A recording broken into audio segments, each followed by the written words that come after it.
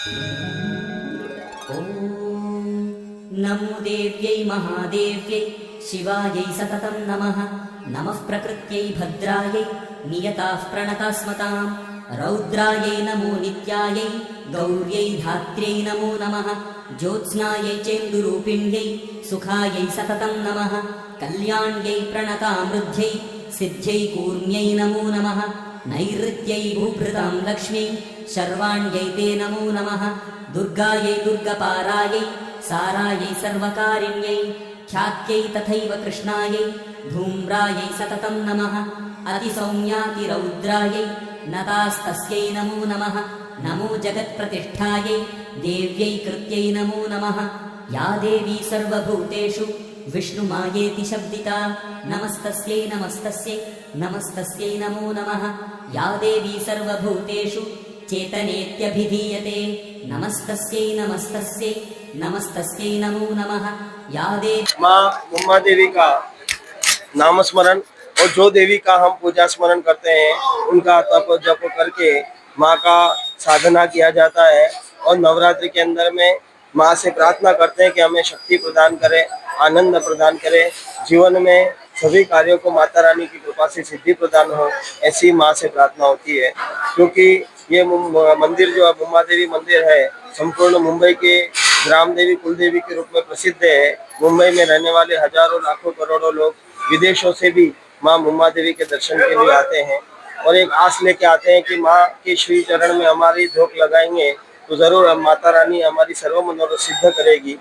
उमा देवी मंदिर ट्रस्ट के द्वारा आने वाले भक्तों के लिए और हमारे ट्रस्ट में मैनेजमेंट में श्री हेमंत जी यादव द्वारा यहाँ पर आने वाले भक्तों के लिए बहुत सी अच्छी सुविधाएं प्रदान की है। किसी को कोई कष्ट न हो, अच्छे से माँ के दर्शन हो, तद हेतु वॉलेंटियर्स से नाथ हैं, जल इत्यादि की सब प्रबंध किया हुआ है। विशेषकर दिव्यांगों के लिए और वृद्धजनों के लिए, बच्चों के लिए भी विशेष सुविधाएं प्रदान की है ताकि किसी को कोई तकलीफ न हो। हमारे वॉलेंटियर्स टीम एवं पुलिस बल का भी बहुत ही अच्छा सराहनीय सहयोग है, जिसके कारण माता रानी के बढ़िया से आनंद के साथ में भक्तों को दर्शन हो पा रहे हैं। माँ उमा देवी मंदिर में जो भी पूजा अर्चन होता है तो ये प्रार्थना की जाती है कि माँ उमा देवी इस मुंबई में रहने वाले सभी लोगों का, महाराष्ट्र का हमेशा उत्थान करे और पूरा महाराष्ट्र, पूरे हिंदुस्तान, हमारे भारतवर्ष में अपना धर्म की ध्वजा फैलाए, पूरे विश्व में सुख शांति हो। तद हेतु माँ उमा देवी मंदिर में विशेषकर पूजा अर्चना करके माँ उमा देवी अन्नपूर्णा जगदम्बा से प्रार्थना की जाती है। यहाँ पर रामनवमी के दिन में विशेष नवचंडी यज्ञ का आयोजन सुबह 10:30 से प्रारंभ होता है। इस नवचंडी यज्ञ में भी उमा देवी विश्वस्त निधि द्वारा और हमारे पुजारियों द्वारा यही प्रार्थना की जाती है कि माँ अखिल विश्व का कल्याण करना, सर्व के सब मनोरथ सिद्ध करना, आपके दर्शन में आने वाले सभी भक्तों की मनोरथ सिद्ध करना, जो न आ पाए जहाँ पर भी बैठे हों आपका नाम स्मरण करते हैं उनका भी सर्वरीत से कल्याण करना, यही माँ उमा देवी से हमारी प्रार्थना है। आगे जो भी भक्त माँ उमा देवी के दर्शन के लिए आना चाहता है, हमारे विश्वस्त मंडल द्वारा बहुत ही अच्छी सुविधाएं प्रदान की है। आप शांति से माँ उमा देवी के दर्शन के लिए आ सकते हैं। माता रानी जरूर आपके सर्व मनोरथ सिद्ध करे, यही हमारी प्रार्थना है। माँ के श्री चरण में सेवा कर रहे हैं, माँ से यही प्रार्थना करते हैं कि माँ सबका कल्याण करें, सबके सर्व मनोरथ सिद्ध करें। जय श्री उमा देवी।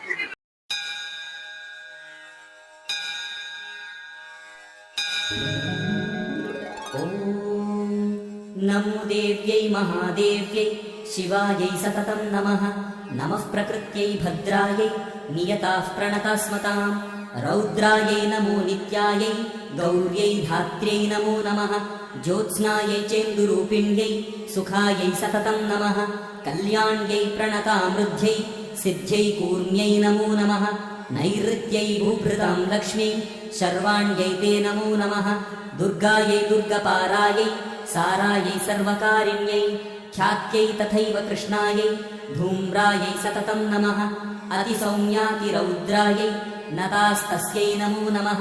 नमो जगत्प्रतिष्ठायै देव्यै कृत्यै नमो नमः। या देवी सर्वभूतेषु विष्णुमायेति शब्दिता नमस्तस्यै नमस्तस्यै नमस्तस्यै नमो नमः। या देवी सर्वभूतेषु चेतनेत्यभिधीयते नमस्तस्यै नमस्तस्यै नमस्तस्यै नमो नमः। या देवी सर्वभूतेषु बुद्धिरूपेण संस्थिता नमस्तस्यै नमस्तस्यै नमस्तस्यै नमो नमः। या देवी सर्वभूतेषु निद्रारूपेण संस्थिता नमस्तस्यै नमस्तस्यै नमस्तस्यै नमो नमः। या देवी सर्वभूतेषु क्षुधारूपेण संस्थिता नमस्तस्यै नमस्तस्यै नमस्तस्यै नमो नमः। या देवी सर्वभूतेषु छायारूपेण संस्थिता नमस्तस्यै नमस्तस्यै नमस्तस्यै नमो नमः। या देवी सर्वभूतेषु शक्तिरूपेण संस्थिता नमस्तस्यै नमस्तस्यै नमस्तस्यै नमो नमः। या देवी सर्वभूतेषु तृष्णारूपेण संस्थिता नमस्तस्यै नमस्तस्यै नमस्तस्यै नमो नमः। या देवी सर्वभूतेषु क्षान्तिरूपेण संस्थिता नमस्तस्यै नमस्तस्यै नमस्तस्यै नमो नमः। या देवी सर्वभूतेषु जातिरूपेण संस्थिता नमस्तस्यै नमस्तस्यै नमस्तस्यै नमो नमः। या देवी सर्वभूतेषु लज्जारूपेण संस्थिता नमस्तस्यै नमस्तस्यै नमस्तस्यै नमो नमः। या देवी सर्वभूतेषु शान्तिरूपेण संस्थिता नमस्तस्यै नमस्तस्यै नमस्तस्यै नमो नमः। या देवी सर्वभूतेषु श्रद्धारूपेण संस्थिता नमस्तस्यै नमस्तस्यै नमस्तस्यै नमो नमः। या देवी सर्वभूतेषु कान्तिरूपेण संस्थिता नमस्तस्यै नमस्तस्यै नमस्तस्यै नमो नमः। या देवी सर्वभूतेषु लक्ष्मीरूपेण संस्थिता नमस्तस्यै नमस्तस्यै नमस्तस्यै नमो नमः। या देवी सर्वभूतेषु वृत्तिरूपेण संस्थिता नमस्तस्यै नमस्तस्यै नमस्तस्यै नमो नमः।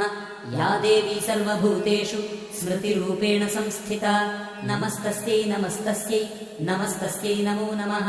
या देवी सर्वभूतेषु दयारूपेण संस्थिता नमस्तस्यै नमस्तस्यै नमस्तस्यै नमो नमः। या देवी सर्वभूतेषु तुष्टिरूपेण संस्थिता नमस्तस्यै नमस्तस्यै नमस्तस्यै नमो नमः। या देवी सर्वभूतेषु मातृरूपेण संस्थिता नमस्तस्यै नमस्तस्यै नमस्तस्यै नमो नमः। या देवी सर्वभूतेषु भ्रान्तिरूपेण संस्थिता नमस्तस्यै नमस्तस्यै नमस्तस्यै नमो नमः। इन्द्रियाणामधिष्ठात्री भूतानां चाखिलेषु या भूतेषु सततं तस्यै व्याप्तिदेव्यै नमो नमः। चितिरूपेण या कृत्स्ननेतद्व्याप्य स्थिता जगत् नमस्तस्यै नमस्तस्यै।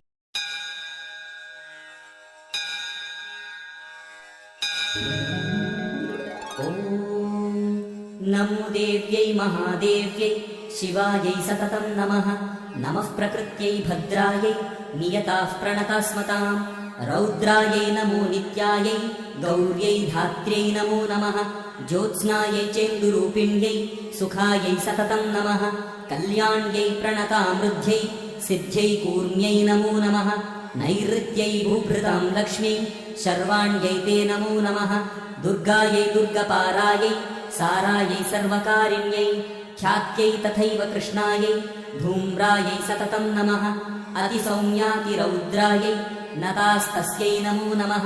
नमो जगत्प्रतिष्ठायै देव्यै कृत्यै नमो नमः। या देवी सर्वभूतेषु विष्णुमायेति शब्दिता नमस्तस्यै नमस्तस्यै नमस्तस्यै नमो नमः। या देवी सर्वभूतेषु चेतनेत्यभिधीयते नमस्तस्यै नमस्तस्यै नमस्तस्यै नमो नमः। या देवी सर्वभूतेषु बुद्धिरूपेण संस्थिता नमस्तस्यै नमस्तस्यै नमस्तस्यै नमो नमः। या देवी सर्वभूतेषु निद्रारूपेण संस्थिता नमस्तस्यै नमस्तस्यै नमस्तस्यै नमो नमः। या देवी सर्वभूतेषु क्षुधारूपेण संस्थिता नमस्तस्यै नमस्तस्यै नमस्तस्यै नमो नमः। या देवी सर्वभूतेषु छायारूपेण संस्थिता नमस्तस्यै नमस्तस्यै नमस्तस्यै नमो नमः। या देवी सर्वभूतेषु शक्तिरूपेण संस्थिता नमस्तस्यै नमस्तस्यै नमस्तस्यै नमो नमः। या देवी सर्वभूतेषु तृष्णारूपेण संस्थिता नमस्तस्यै नमस्तस्यै नमस्तस्यै नमो नमः।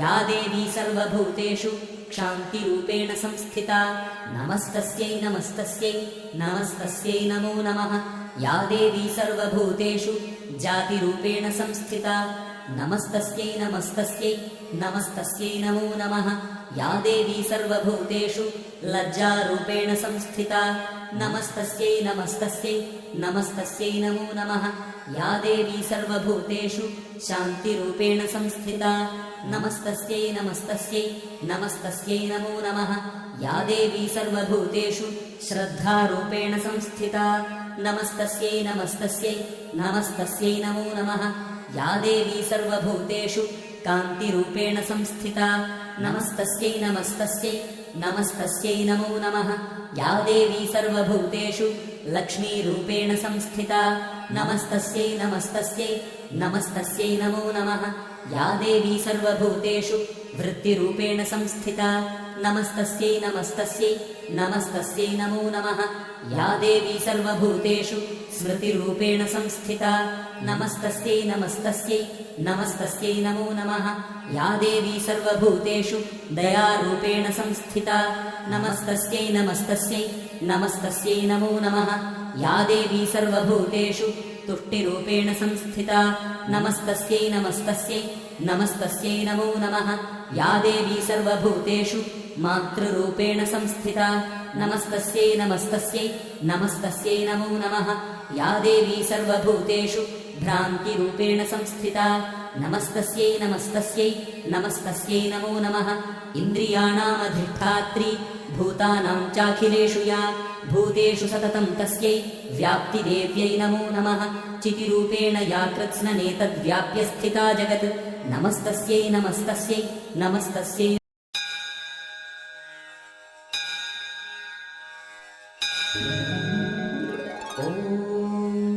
नमो देव्यै महादेव्यै शिवायै सततं नमः नमः प्रकृत्यै भद्रायै नियताः प्रणतास्मताम् रौद्रायै नमो नित्यायै गौर्यै धात्र्यै नमो नमः ज्योत्स्नायै चेन्दुरूपिण्यै सुखायै सततं नमः कल्याण्यै प्रणतामृद्ध्यै सिद्ध्यै कूर्म्यै नमो नमः नैऋत्यै भूभृतां लक्ष्म्यै शर्वाण्यै ते नमो नमः दुर्गायै दुर्गपारायै सारायै सर्वकारिण्यै ख्यात्यै तथैव कृष्णायै धूम्रायै सततं नमः अतिसौम्यातिरौद्रायै नतास्तस्यै नमो नमः नमो जगत्प्रतिष्ठायै देव्यै कृत्यै नमो नमः या देवी सर्वभूतेषु विष्णुमायेति शब्दिता नमस्तस्यै नमस्तस्यै नमस्तस्यै नमो नमः या देवी सर्वभूतेषु चेतनेत्यभिधीयते नमस्तस्यै नमस्तस्यै नमस्तस्यै नमो नमः